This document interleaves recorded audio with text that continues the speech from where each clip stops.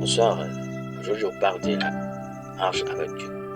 Les textes de base sont Proverbes chapitre 3, versets 5 à 6, Jérémie chapitre 17, versets 7 à 8. La marche avec Dieu n'est pas une visite occasionnelle à l'église, mais un mode de vie.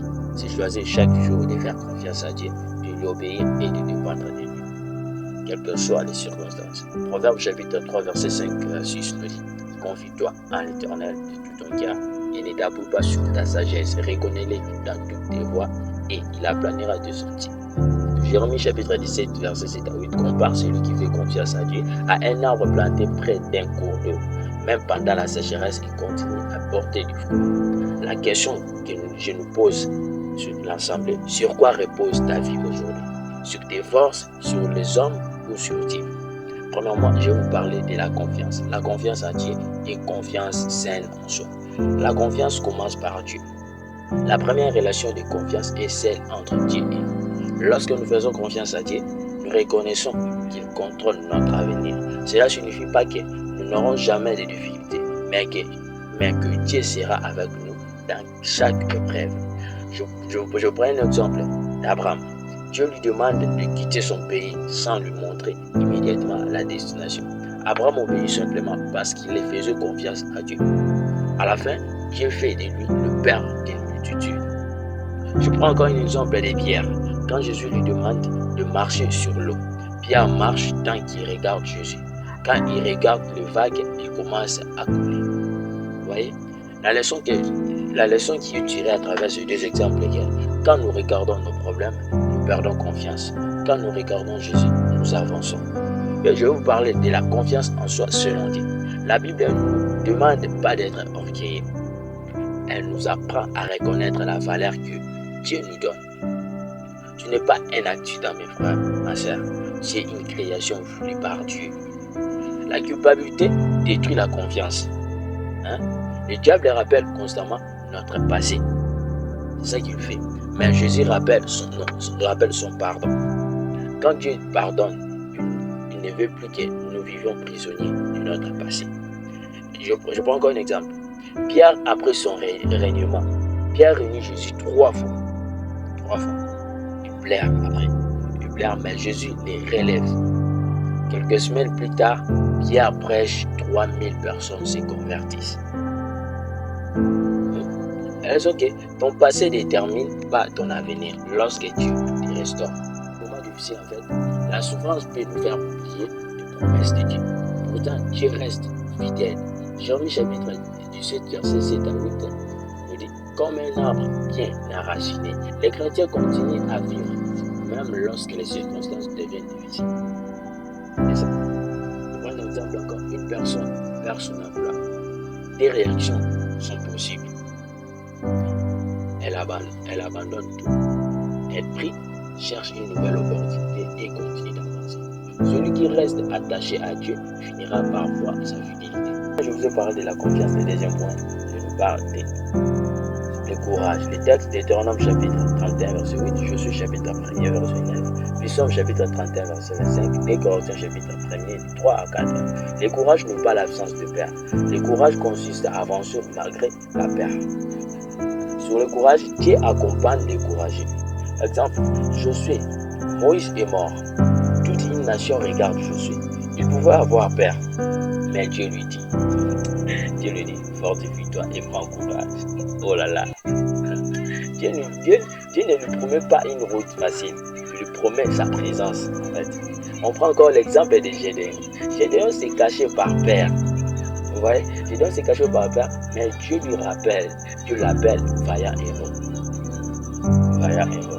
Dieu voit en nous ce que nous pouvons devenir. Avec seulement 300 hommes, Gédéon rapporte la victoire. Pourquoi? Parce que Dieu était avec lui. Vous voyez, Jésus est le courage. Jésus dit en fait, si quelqu'un veut venir après moi, qu'il se charge de sa croix. Suivre Jésus demande du courage. Il faut parfois abandonner, pardonner. Vous voyez, renoncer au péché, rester honnête pour suivre Jésus. Dire non aux mauvaises influences. En fait, les afflictions existent aussi sur sur la marche avec Dieu. Si nous lisons dans 2 Corinthiens chapitre 1er, verset 3 à 4, les difficultés arriveront, mais Dieu peut le Père de la compassion. Et Dieu le Père de compassion. Il nous console afin que nous puissions consoler les autres. Je prends un exemple. Un étudiant échoue avec un examen.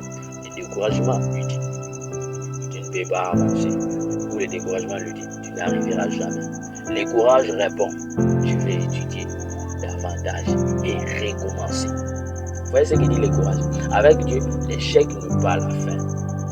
L'échec n'est pas la fin. Le 3e point, je nous parle de l'amour de soi. Là, nous lisons dans Psaume chapitre 139, 14 et 1 Corinthiens 13. L'amour de soi ne signifie pas l'égoïsme. Il signifie reconnaître que Dieu nous a créés avec une grande valeur. Tu es une création merveilleuse. David déclare, je te loue de ce que je suis une créature si merveilleuse.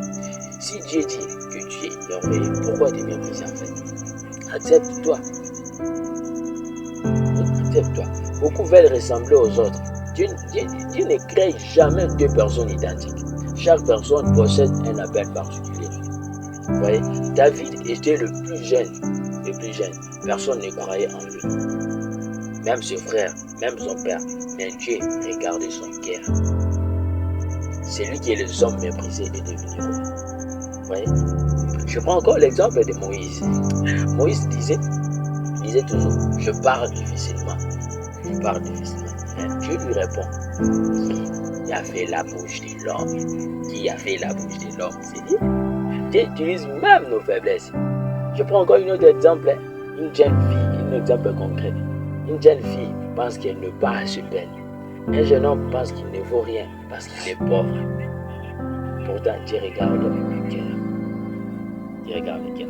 La vraie valeur ne dépend pas ni de l'argent, ni de l'apparence, mais de notre identité en Christ. En conclusion sur la marche avec Dieu, ce que je veux dire, marcher avec Dieu, c'est faire confiance à Dieu plus que ses propres forces. Avoir le courage d'obéir malgré les difficultés. S'aimer comme Dieu nous a créés, sans orgueil ni mépris de soi. Lorsque ces 3 éléments sont présents dans notre vie, ensemble, ressemble à l'arbre de Jérémie, enraciné, stable, toujours porteur de fruits. Conseil que je pourrais dire sur la marche avec Dieu.